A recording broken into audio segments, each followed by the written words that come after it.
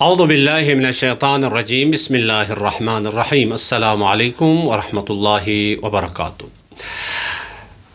پروردگار عالم کی بہت بڑی نعمتوں میں سے ایک نعمت شادی کرنا ہے، لیکن اس کے کچھ احکام ہیں۔ آج آپ کی خدمت میں وہ خواتین یا وہ عورتیں جن سے شادی کرنا حرام ہے ان میں سے چند ایک آپ کی خدمت میں پیش کریں گے۔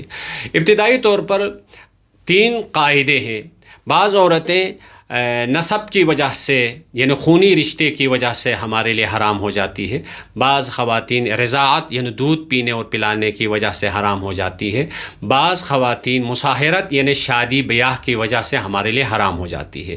سب سے پہلے آپ کے لیے محرمات نسب یعنی نسب کی وجہ سے خونی رشتے کی وجہ سے جو خواتین ہمارے لیے حرام ہو جاتی ہے ان کی فہرست آپ کی خدمت میں۔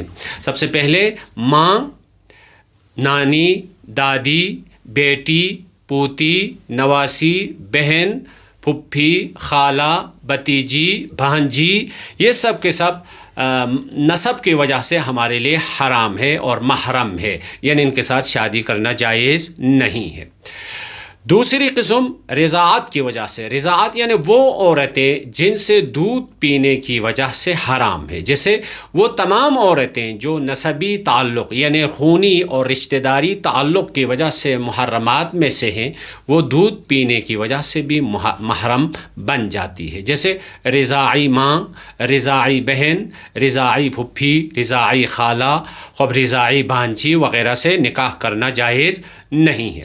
لیکن یہ ایک بات ذہن میں رکھیں، ہمارے اور اہل سنت برادران کے درمیان دودھ پینے اور پلانے کی شرائط میں اختلاف ہے، لہٰذا مکتب اہل البیت علیہم السلام میں بچے کو دودھ پلانا جو کہ محرم بننے کا سبب بنتا ہے، اس کی 8 شرطیں پوری کرنا ضروری ہے۔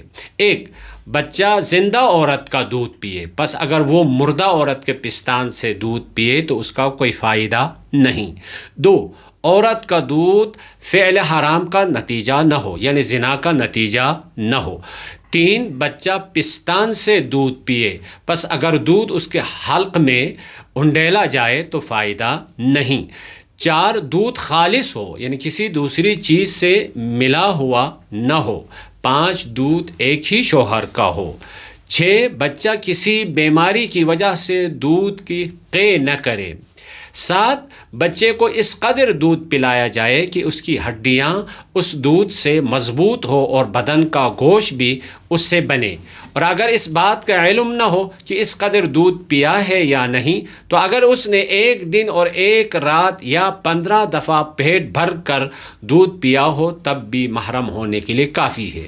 8، بچے کی عمر کے 2 سال مکمل نہ ہوئے ہوں یعنی 2 سال مکمل ہونے سے پہلے اگر یہ بچہ دودھ پی لے تو محرم ہوگا، 2 سال کے بعد اگر دودھ پی لے تو محرم نہیں ہوگا۔ اس مسئلے میں بھی ہمارے ساتھ برادران اہل سنت کا اختلاف ہے۔ برادران اہل سنت کے ہاں رضاع کبیر یعنی رضاع کبیر کا مطلب یہ ہے کوئی مرد کسی نامحرم عورت کا دودھ پی لے۔ اہل سنت کی کتابوں میں موجود روایات کے مطابق جناب حضرت عائشہ اس کو جائز سمجھتی تھی۔ عورت کسی جوان اور بڑے شخص کو دودھ پلا سکتی ہے اور اس طرح دودھ پلانے سے وہ اس کے بیٹے کی طرح محرم ہوگا اور پھر اس کے لیے پردہ کرنا ضروری نہیں ہے، جبکہ فقہ اہل البیت علیہم السلام میں اس قسم کی کوئی گنجائش نہیں ہے۔ بس شادی کرتے وقت یعنی وہ عورت یا وہ خاتون جس سے آپ شادی کرنا چاہتے ہیں پہلے دیکھنا ہوگا آیا شریعت کے نقطہ نگاہ سے اس کے ساتھ شادی کرنا جائز ہے یا نہیں، دیکھنا پڑے گا۔